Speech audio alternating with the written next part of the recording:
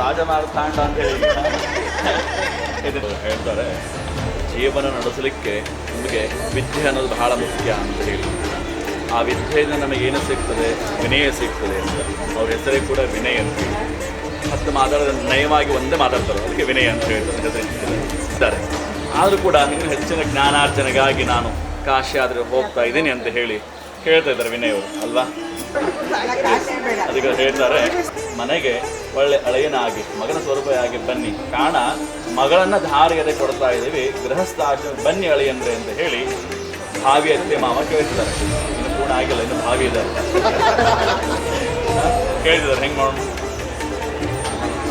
ಯಾಕಡೆ ಈ ಕಡೆ ಈ ಕಡೆ ಹೇಳ್ಬೋದು. ಹೋಗೋಣ ಅಂದ್ರೆ ಮತ್ತೆ ಕಾಶಿ ಆದರೆ ಹೋಗೋಣ, ಧಾರಿ ಮಂಡಪ ಹೋಗೋಣ ಅಂತ. ಹೌದಾ?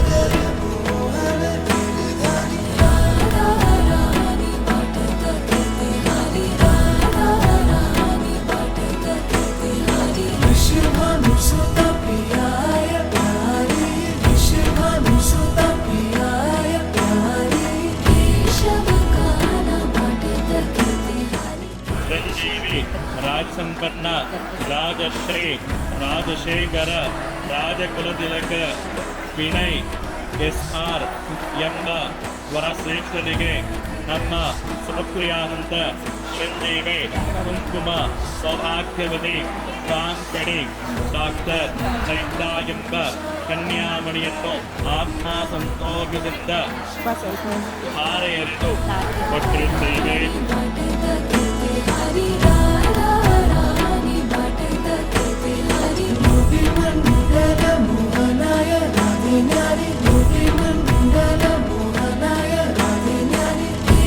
ದೇವಿ ನಮಸ್ತುಭ್ಯಂ ವಾಸವ ಪ್ರಾಣವಲ್ಲಭೆ.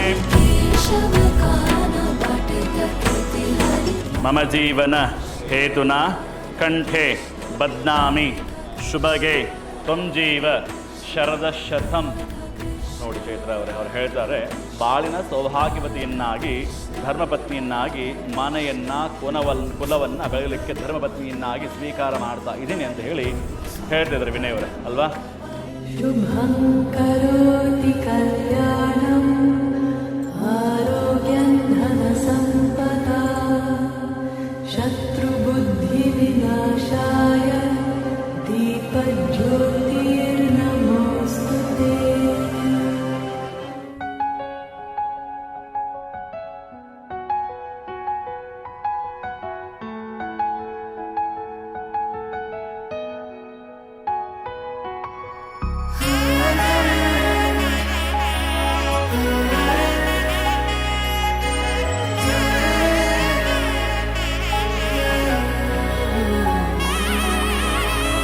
ಮಾಂಗಲ್ಯಂ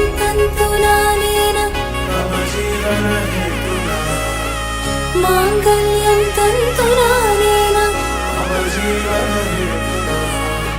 ಮಾಂಗಲ್ಯಂ ತಂತುನಾನೇನ ಮಮ ಜೀವನ ಹೇತುನಾ ಮಾಂಗಲ್ಯಂ ತಂತುನಾನೇನ ಮಮ ಜೀವನ ಹೇತುನಾ. ನಾದ ಸ್ವರವೆಲ್ಲ ನಲಿದಿರಲು